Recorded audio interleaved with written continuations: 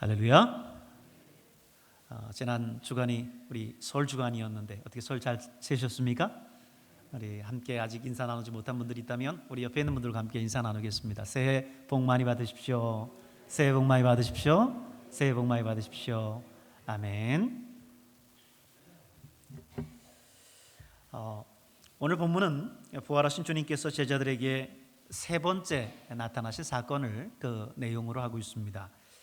근데 오늘 예수님이 나타나신 장소를 어디로 기록하고 있느냐면 오늘 1절에 한번 보세요. 1절에 보면 그 후에 예수께서 디베랴 호수에서, 어디에서요?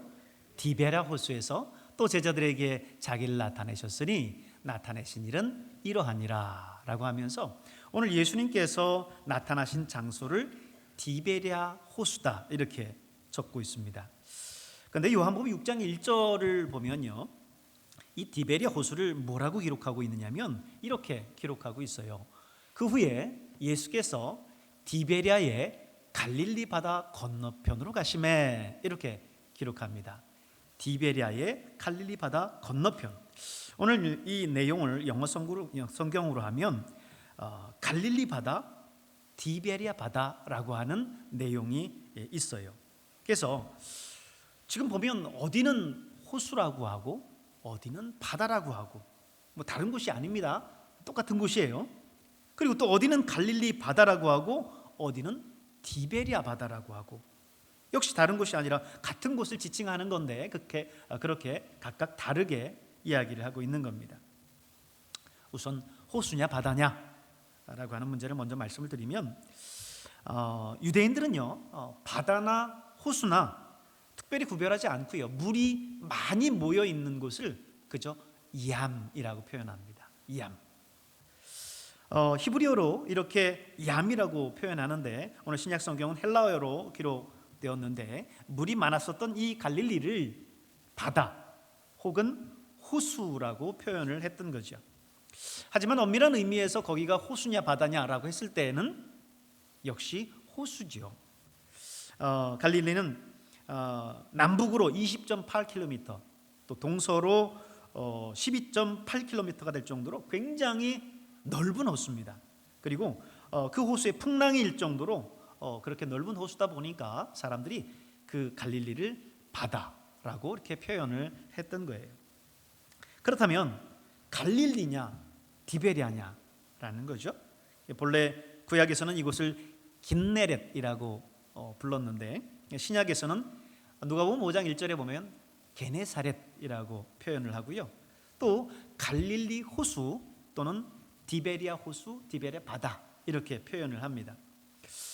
이것이 특별히 이렇게 디베랴라고 이렇게 불리운 것은 다 이유가 있습니다. AD 20년경에 헤롯 대왕의 아들인 헤롯 안티파스가 갈릴리 서안의 서쪽 변에 도시 하나를 건설을 했어요. 그리고 그 도시를 이름을 짓기를 뭐라고 이름을 지었냐면 당시 로마의 황제가 누구였냐면 티베리우스였는데 로마 황제의 이름을 따서 그 도시 이름을 디베리아라고 지었습니다.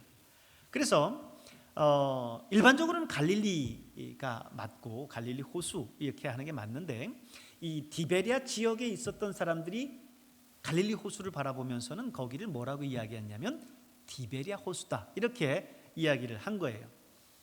우리나라도 보면 이 동해를 놓고 일본해냐 동해냐 우리나라에서 보는 입장, 일본에서 보는 입장 이렇게 다 각각 다르잖아요. 근데 오늘 디베랴 지역의 사람들이 갈릴리 호수를 보면서 디베랴 호수라고 이야기를 했던 거예요. 그 당시 사람들은 갈릴리 호수, 디베랴 호수 이 두 명칭을 병행해서 썼습니다. 그렇기 때문에 갈릴리 호수라고 하든 아니면 디베랴 호수라고 하든 당시 사람들은 모르지 않았어요. 정확하게 알고 있었습니다. 그런데 예수님께서 십자가에 못 박혀 돌아가신 후 제자들이 이곳 갈릴리 호수, 다시 말해서 디베랴 호수 인근으로 내려와 있었어요. 왜냐하면 예수님께서 부활하신 후에 제자들에게 이 갈릴리로 먼저 가 있으라고 했거든요. 마태복음 28장 10절을 보면요, 예수님께서 부활하신 후 무덤을 찾은 막달라 마리아와 다른 마리아에게 뭐라고 말씀하셔요? 이에 예수께서 이르시되 무서워하지 말라. 가서 내 형제들에게 갈릴리로 가라 하라. 거기서 나를 보리라. 이렇게 말씀하셨어요. 갈릴리로 가라는 거예요. 거기서 나를 만날 것이다 라고 예수님께서 말씀하셨던 거고, 이 여인들은 제자들에게 그렇게 전했고, 제자들은 그 예수님의 말씀에 따라서 지금 갈릴리로 내려와 있었던 겁니다. 여러분, 베드로와 안드레, 야고보와 요한은 여러분이 잘 아시지만 갈릴리에서 어부 활동을 했었죠. 그렇기 때문에 이곳에 살아가는 것이 어색하지 않습니다. 그래서 그들은 내려와서 역시 고기잡이를 하고 있었어요. 그런데 제자들과 함께 밤새 고기를 잡았는데 한 마리도 잡지를 못했습니다. 여러분, 좀 전에 말씀드렸지만 베드로, 야고보, 안드레, 요한은 평생 이 갈릴리에서 어부로서 잔뼈가 굵은 사람들이에요. 그런데 밤새도록 고기를 잡았는데 한 마리도 잡지 못했다라고 하는 것은 참 체면이 서지 않을 정도의 말입니다. 자존심이 상했고 몸이 피곤해 찌들 대로 찌들었습니다. 근데 어떤 사람이 갑자기 그물을 배 오른편에 던져라. 그러면 잡으리라. 6절에 그러죠? 이르시되 그물을 배 오른편에 던지라. 그리하면 잡으리라 하시니. 그때 당시만 해도 이들은 그분이 예수님인지 몰랐어요. 그런데 그들은 어떻게 생각하면 공자 앞에서 문자 쓴다, 번데기 앞에서 주름 잡는다, 그럴지도 모르겠지만 어쨌든 그들은 그 말을 따라서 배 오른편에 그물을 내렸습니다. 그런데 그때의 기록을 성경은 이렇게 기록하고 있어요. 11절의 말씀을 보니까 시몬 베드로가 올라가서 그물을 육지에 끌어올리니 가득히 찬 물고기가 153마리라. 이같이 많으나 그물이 찢어지지 아니하였더라. 153마리의 고기를 잡았다라는 겁니다. 근데 여기서 보면요, 153마리, 다시 말해서 153마리라는 말이 나와요. 근데 여러분 생각해 보세요. 엄청 많이 잡았다.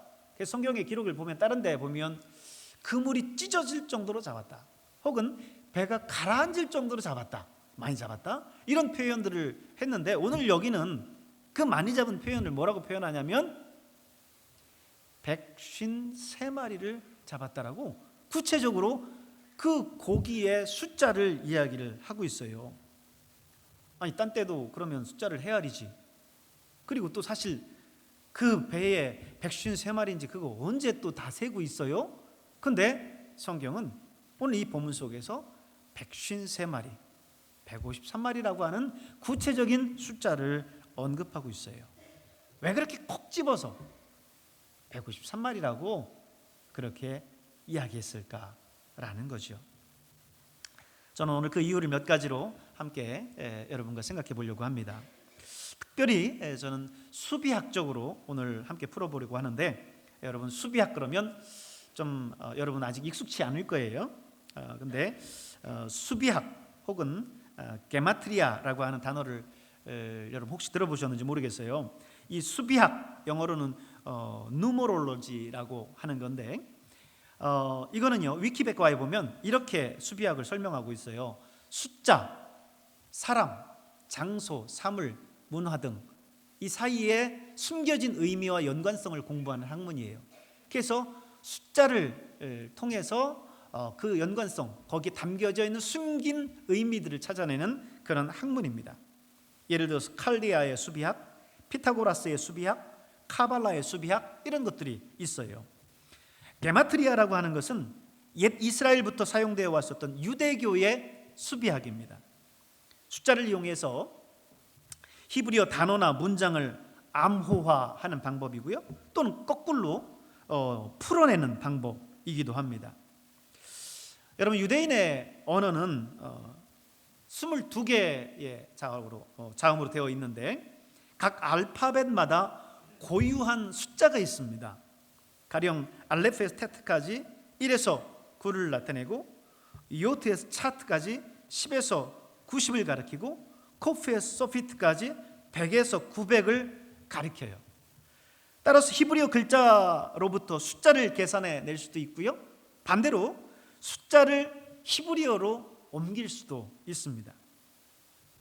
가장 잘 알려진 예 하나를 여러분 들자면, 여러분 요한계시록에 보면 666이라고 하는 숫자 있죠. 666. 이 666은요, 라틴어로 그 내용을 바꾸면 지금 여러분 보는 바와 같습니다. 근데 이 히브리어는 모음이 원래 없어요. 자음만 있는데 거기에다가 모음을 추가해서 라틴어로 바꾸면 네로 카이사르라는 말이에요. 이게 뭐냐면 네로 황제를 이야기합니다. 네로 황제, 시저 네로. 놀랍지 않습니까? 당시 666이라고 하는 이 숫자를 통해서 네로 황제를 지칭을 했었던 거예요. 여러분, 당시는 로마가 유대를 식민지로 다스리고 있었던 그런 때죠. 그런데 특별히 네로 황제는 기독교를 엄청나게 핍박했습니다. 이게 로마의 대화재 사건을 기독교인들의 범행이라고 누명을 씌워서 기독교인들을 얼마나 핍박을 했는지 모릅니다. 그러다 보니까 기독교인들이 당시 기독교를 핍박했었던 이 네로를 666이라고 하는 숫자 속에 감추어서 적그리스도라고 이야기를 했던 겁니다. 그러면 수비학적으로 오늘 153이라고 하는 숫자는 무엇을 의미할까? 우선은요, 풍성한 은혜와 축복을 이야기를 합니다. 이 153을 도대체 어떻게 풀었길래 의미가 그렇게 나올까? 마태, 마가, 누가, 요한 사복음서의 내용을 보면 거기에 예수님께서 구체적으로 관여한 사건들이 기록되어져 있죠. 그 사건들을 찾아보면 총 47개의 사건들로 기록이 되어져 있어요. 마태복음에서 요한복음까지 내용들을 보면.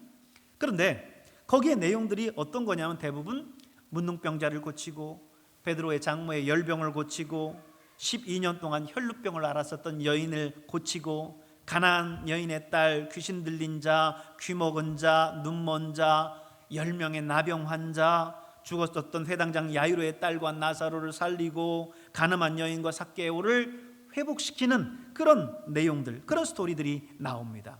총 47개의 사건, 그 속에 보면 전부 고치고 치유하고 살리고 회복시키는 그런 내용들이에요.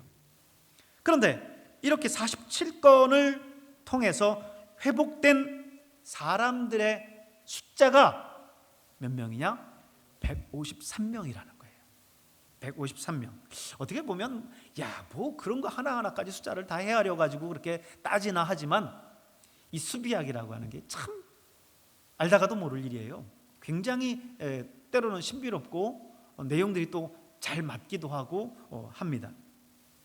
그런데 이 153이라고 하는 숫자를 그래서 풍성한 은혜와 축복의 의미를 거기에 담았던 거죠. 문제 해결과 기도의 응답, 풍성한 축복의 숫자로 이 153을 삼았다는 거예요. 그래서 많은 사람들이 이 153이라고 하는 숫자를 이용해서 오늘날도 보면 어떤 제품의 이름이라든지 상호의 이름으로 삼죠. 여러분 잘 아시지만 153 볼펜 아시죠? 저거 보세요. 모나미 153 볼펜 3색 유명하죠. 저 모나미 볼펜도 저 제품의 이름이 153 볼펜이에요. 153 볼펜. 한국 문구 산업의 개척자인데 모나미 그러면 약간 일본어 아닌가라고 하는 어감이 들어요. 그래서 일본 기업 아닌가 하는데 순수한 우리 대한민국 기업입니다. 모나미라고 하는 말은 참고로 프랑스어로 친구라는 뜻이에요. 이 모나미 기업의 회장이 독실한 기독교인데 오늘 요한복음 21장 11절에 153마리 요 내용을 기억하고 153 볼펜 이름을 지은 겁니다. 그렇게 풍성한 수확과 결실을 맺기를 바라는 그런 마음에서 그렇게 지었겠죠. 그런데 아니나 다를까 이 모나미 볼펜이 1963년에 만들어졌는데 지금 2021년이 됐는데도 지금도 저 모나미 볼펜이 쓰이고 있어요. 그런 걸 보면 정말 그 풍성함으로 대변되는 것 같습니다. 그렇게 이 153이라고 하는 이 의미를 회사의 의미에다 가져 붙이는 사람들이 많아요. 춘천에 가면 여러분 153 닭갈비라고 하는 유명한 닭갈비집이 있습니다. 거기 가면 참 맛있게 닭갈비를 해요. 공식적인 광고 시간은 아닙니다. 그런데 이 153이라고 하는 게 그런 풍성함의 의미들을 담고 있어요. 그런데요, 이 153이 의미가 그뿐만이 아니라 더 중요한 의미를 담고 있습니다. 여러분 지금 보고 있는 히브리어 단어가 이름이 뭐냐면 베니하 엘로힘이라는 뜻이에요. 베니하 엘로힘, 우리말로 말하면 하나님의 아들들이라고 하는 뜻입니다. 하나님의 아들들. 근데 아까 말씀드렸듯이 이 히브리어 단어들은 하나하나가 숫자와 관련이 있다고 했죠. 그 숫자를 보면 지금 그래요. 2 더하기 50 더하기 10 더하기 5 더하기 1 더하기 3 더하기 5 더하기 10 더하기 40. 왜 거꾸로 읽느냐고요? 히브리어는요, 왼쪽에서부터 오른쪽으로 읽는 게 아니라 오른쪽에서부터 왼쪽으로 읽어요. 그래서 제가 거꾸로 이렇게 숫자를 읽은 겁니다. 근데 지금 히브리어 단어도 읽으면 지금 그런 말이에요. 베니하 엘로힘이라는 말인데 저 숫자를 다 더하면 몇이냐? 153이에요. 153. 다시 말해서 그물에 있는 153마리의 물고기는 하나님의 아들들이라고 하는 의미가 되겠죠. 수비학적으로 풀면. 거기에다가 오늘 본문을 보면 153마리의 물고기를 그물로 잡았다 그랬어요. 그물로. 그런데 예수님 마태복음에서 제자들에게 천국은 마치 이와 같으니 하면서 무엇과 같다라고 표현하면서 8가지 천국 비유를 말씀해 주시거든요. 그 8가지 천국 비유 가운데 하나가 마태복음 13장 47절에 있는 말씀이에요. 또 천국은 마치 바다에 치고 각종 물고기를 모으는 뭐와 같다? 그물과 같으니 그랬어요. 그런데 지금 이 그 그물에 천국은 그물과 같다고 했는데 그 그물에 153마리의 물고기를 담았어요. 지금 153이 하나님의 아들들을 수비학적으로 표현한다고 그랬는데 또 그물은 오늘 지금 천국을 비유한다고 했는데 그 말은 무슨 뜻이겠어요? 바다에 그물을 던지는 것. 이거는 세상에 하나님 나라의 복음을 전함으로 인해서 천국 백성을 만드는 거예요. 그래서 하나님의 아들들, 이 그물 안에, 천국 안에 있는 사람들은 다 하나님의 아들들이란 뜻이에요. 천국 안에 있는 자들은 다 하나님의 아들들이다. 모두 다 구원받았다라고 하는 뜻입니다. 어떤 사람이 느지막하게 예수 믿고 갈비집을 하나 차리면서 아까는 닭갈비였어요. 지금 갈비예요. 153 갈비집이라고 가게를 차렸어요. 개업 예배까지 드리면서 갈비집을 시작했습니다. 정말 153이라고 하는 이 이름이 참 좋은가 봐요. 6개월 동안 손님들이 끊이지를 않는데 문전성시를 이루는 거예요. 가게가 얼마나 잘 되는지 너무너무 바쁜 거예요. 그러다 보니까 문제는 이 양반이 교회를 안 나오네. 주일날 가게 운영하느라고 교회를 나올 새가 없는 거예요. 그래서 목사님이 찾아가서 아이고 성도님 교회 주일날 뵈야죠 이렇게 얘기하면 아유 예 목사님 그래야죠. 다음 주에 꼭 갈게요. 그래놓고 그 주일날 안 와요. 또 그 다음 주일도 마찬가지고. 가끔 그런 분들 있잖아요. 예. 주일날 꼭 봬요 그러면 예 그러는데 주일날 꼭 안 와. 그런 사람들이 있어요. 근데 이분이 그랬던 거예요. 아까 153이 풍성한 축복과 은혜라고 그랬죠. 하나님께서 이 갈비집을 풍성한 축복으로 해주셨어요. 그런데 정말 중요한 의미, 하나님의 아들들이라고 하는 의미도 있었다고 했죠. 하나님의 아들들, 너는 하나님의 아들이야. 그렇기 때문에 이 땅에서 하나님의 자녀로서, 하나님의 아들로서 하나님께 영광을 돌리며 마땅히 살아가야 돼 라고 하는 이 중요한 사실을 잊은 거예요. 이 풍성한 축복만, 이 풍성한 은혜만 신경을 쓴 거죠. 그러다 보니까 결국 이 풍성한 축복이 뭘로 돼버렸냐? 공허함이 돼버렸어요. 공허함. 다 아무것도 없이 다 나중에는 쫄딱 망해요. 결국 이 사람이 어떻게 됐느냐면, 너무 가게가 잘 되고 돈을 많이 벌다 보니까 옛날 생각이 난 거예요. 옛날 술 친구들하고 같이 어울리고 노름하고 그러다 보니까 나중에는 이 가게마저 다 날려버리게 된 거예요.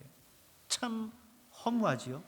이 153의 풍성한 은혜라는 의미, 축복이라는 의미와 하나님의 아들들이라고 하는 의미뿐만 아니라 허무하다, nothing, worthless, 아무런 의미가 없다, 무가치하다라고 하는 의미가 또 하나 이 수비학적으로 담겨져 있어요. 여러분 153이라고 하는 게요, 153이잖아요. 그렇죠? 그걸 다 더해 보세요. 그러면 9가 돼요. 이 9는요, 히브리어에서, 이 수비학에서 이 8이라고 하는 숫자는 가장 가치가 높은 반면에 9는요 허수입니다. 허수. 아무것도 아니에요. nothing이에요. 이 9라는 숫자가 들어가면요 모두가 9가 되어서 아무런 가치가 없게 돼요. 한번 저를 따라서 한번 그 내용을 한번 분석해 볼까요? 지금 보세요. 잘 보세요. 9 곱하기 1은 9예요. 모든 게 다 9가 돼버려요. 9 곱하기 2를 했더니 18이죠. 1 더하기 8은 9예요. 9 곱하기 3은 27이죠. 2 더하기 7은 9예요. 9 곱하기 10은 90이죠. 9 더하기 0은 9예요. 9 곱하기 11은 99죠. 9 더하기 9는 18이에요. 1 더하기 8은 9예요. 9 곱하기 14는 126이죠. 1 더하기 2 더하기 6은요 9예요. 9 곱하기 16은 144인데 1 더하기 4 더하기 4는 9예요. 9 곱하기 17은 153인데 1 더하기 5 더하기 3은 9예요. 결국 9는 뭘 해도 nothing, 허수인 9로 종국적으로는 가는 경향이 있다라고 하는 거죠.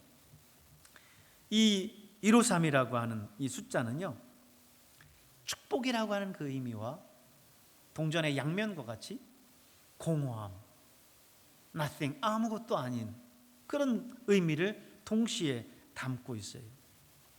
이 하나님의 아들들이라고 하는 중요한 이 의미들을 잊어버리게 되면 공허해지는 거예요. 모든 것을 잃어버리게 되는 거예요. 오늘 본문 속에서 예수님께서 5절에 제자들에게 그렇게 묻죠. 너희에게 고기가 있느냐? 너희에게 고기가 있느냐 물어요. 근데 여기에 굉장히 깊은 의미가 있습니다. 요한복음 21장을 보면 고기라고 하는 표현이 여러 가지가 나와요. 5절에는 고기라고 하고요, 6절, 8절, 11절에는요 물고기라고 하고요, 9절, 10절, 13절에는요 생선이라고 해요. 헬라어도 다 각각 다르게 표현되어져 있어요. 아니 똑같은 고기면 고기지 뭘 고기, 물고기, 생선 다 그렇게 다르게 표현하느냐? 우선 특별히 6절, 8절, 11절에 표현됐었던 물고기라고 하는 이 단어는요 헬라어로 익투스라는 표현이에요. 익투스. 여러분 예전에 그 차나 어떤 기타 치는 분들 막 기타에 저 문양을 붙이고 다니는 걸 보셨을 거예요. 요즘엔 잘 안 붙이고 다니던데 예전엔 참 많이 유행처럼 붙이고 다녔거든요. 익투스. 저게 뭐냐면 물고기라는 뜻이에요. 물고기. 근데 저 익투스 안에 있는 그 이니셜 있죠? 이니셜. 저 이니셜이 예수 크리스토스 데우 피우스 소테르. 예수 그리스도는 하나님의 아들이자 구원자시다라고 하는 그 의미의 이니셜들이 저기에 지금 들어 있어요. 그래서 저 익투스라는 말 속에 초대 그리스도인들은 그리스도인의 신앙 고백을 거기에 담았던 거예요. 목숨 걸고 예수 믿던 당시 모르는 사람들이 서로 그리스도인인 거를 확인하긴 해야 되겠는데 그 사람이 누군지를 모르니까 대놓고 물어볼 수 없잖아요. 그래서 그 물고기 모양의 윗부분을 이렇게 그리면 다음 사람이 그 만난 사람이 아랫부분을 그려요. 그러면 내가 그리스도인입니다 라고 말하면 그분도 저도 그리스도인입니다 라고 하는 서로의 어떤 의사소통의 비밀스러운 의사소통의 모양이었었던 그런 겁니다.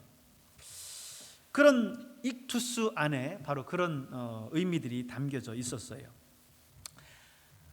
그리고 두 번째 90, 13절에 나오는 생선이라고 표현된 말 있죠. 생선, 그거는 옵사리온이라고 하는 말인데 말린 생선, 물고기 잡아갖고 말리잖아요. 말린 생선 혹은 작은 생선, 작은 물고기를 말할 때 이 옵사리온이라고 이렇게 이야기를 했어요. 그런데 예수님께서 지금 5절에서 물어보신 말씀은 익투스도 옵사리온도 아닌 고기, 우리말 성경에는 고기, 헬라어에서는 프로스파기온이라고 하는 말로 얘기하고 있어요. 프로스파기온. 이 프로스파기온은 귀한 손님이 왔을 때 대접하는 생선을 프로스파기온이라고 합니다. 그건 사실은 그 내용보다 더 깊은 의미는 뭐냐면 이 프로스파기온이라고 하는 말은 고기라는 뜻도 있지만 세상에서 가장 귀한 것이라고 하는 의미도 있어요. 세상에서 가장 귀한 것. 신약 전체에서 오늘 요한복음 21장 5절 이곳 한 곳에서만 이 프로스파기온이라고 하는 단어를 유일하게 사용을 했습니다. 그러면 오늘 예수님께서 너희에게 고기가 있느냐, 너희에게 프로스파기온이 있느냐라고 하는 이 물음은 단순히 고기가 있느냐라고 하는 그 물음 이면에 더 깊은 의미가 있다는 거죠. 너희에게 세상에서 가장 귀한 것이 있느냐라고 묻는 물음이에요. 너희가 지금 갈릴리 와서 고기잡이하고 지금 살아가고 있는데 너희가 잃어버리지 말아야 할 가장 이 세상에서 귀중한 것, 그것을 가지고 있느냐? 그것을 잃어버리지 않고 있느냐? 여전히 그것을 소유하고 있느냐? 라고 예수님께서 물으시는 거예요. 오늘 여러분 그 물음은 제자들에게 묻는 물음뿐만 아니라 오늘 저와 여러분을 향해서도 묻는 물음이 있는 줄로 믿습니다. 그러면서 예수님께서 제자들에게 153마리라고 하는 물고기, 풍성한 수확을 얻게 했어요. 그런데 베니 하엘로힘, 하나님의 아들이 되는 것, 하나님의 자녀로서 사는 것, 그 참된 목적을 너희들이 잃지 않고 있느냐? 세상에서 가장 고귀한 그것을 너희들은 가지고 있느냐라고 지금 예수님께서 물으시는 거지요. 가장 귀한 그 사실, 우리가 하나님의 자녀라고 하는 사실, 하나님의 아들들이라고 하는 사실, 죄악되고 죄로 관영한 이 세상 속에 살아가지만 우리의 정체성은 하나님의 자녀라고 하는, 하나님의 아들들이라고 하는 것을 우리가 결코 잊어서는 안 됩니다. 예수님 그거를 물으시는 거예요. 그 고귀한 사실을 너희가 잊지 않고 여전히 가지고 있느냐? 이렇게 물으시는 겁니다. 만약 그것을 잃어버린다면 nothing, 공허함이 우리에게 있는 거예요. 공허함이 우리 안에 있는 겁니다. 아무도 아닌 그런 것들이죠. 많은 사람들이 물질적으로 부유하고 세상적인 명예로 유명해지고 권세로 정말 모든 사람이 부러워하는 그런 권세를 가져요. 풍성한 축복을 누리죠. 그러나 많은 사람들이 그럼에도 불구하고 우울증에 빠지고 자살하고 그런 극단적인 선택들을 해요. 왜? 그 풍성한 은혜, 축복 속에서 정말 중요한, 가장 고귀한, 가장 가치 있는 것을 그들이 잃어버렸기 때문에 이 안에서 결국 얻는 것은 공허뿐이었더라는 거죠. nothing, worthless. 아무것도 찾지를 못하는 거예요. 내가 왜 사나 하고 결국에는 우울증과 불면증에 시달리고 결국에는 극단적인 선택을 하는 사람들까지 있습니다. 여러분, 오늘 이 153, 153이라고 하는 이 숫자 속에는 바로 그런 의미들이 담겨져 있어요. 또 하나 중요한 의미가 있습니다. 153은요 17 곱하기 9예요. 17 곱하기 9. 허무라고 하는 9의 숫자뿐만 아니라 17이라고 하는 축복의 숫자가 또 함께 양면으로 있다고 했죠. 이 17은 히브리어로 축복의 수입니다. 이걸 또 어디서 찾았느냐면 창세기 7장 11절에 보면 노아와 가족들 피조물들이 방주에 들어간 지 일주일이 되던 날, 노아 나이 600세 되던 해 2월 17일, 이때 홍수가 시작이 됐어요. 그리고 8장 4절에 보면 7월 17일에 방주가 아라랏산에 정박을 합니다. 야곱이 삼촌 라반의 집에서 나와서 아버지 이삭의 거처인 헤브론으로 들어와 이삭과 17년 동안을 살다가 아버지를 이제 하늘나라로 보내요. 요셉은 17년간 아버지의 사랑을 받고 성장하다가 형들의 시기를 받고 이집트로 팔려갑니다. 종으로. 그리고 아버지 야곱은 130세에 애굽에서 요셉의 초청을 받아 이집트 이민 생활을 시작하다가 147세에 죽는데 그의 마지막 17년 동안을 사랑하는 요셉과 함께 살았었어요. 이 17이 들어간 곳마다 행복과 기쁨과 생명이 넘쳤던 거지요.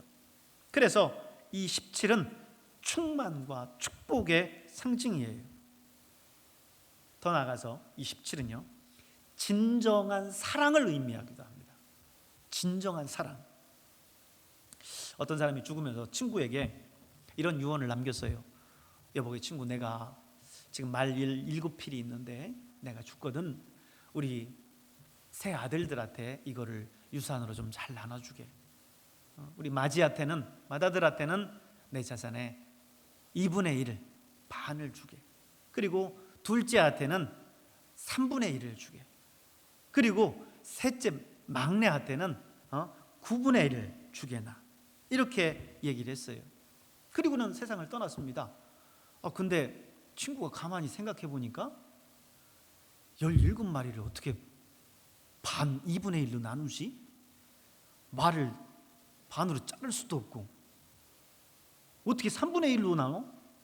3분의 1도 안 돼요. 3으로도 안 나누죠. 9분의 1? 9로도 안 나누죠.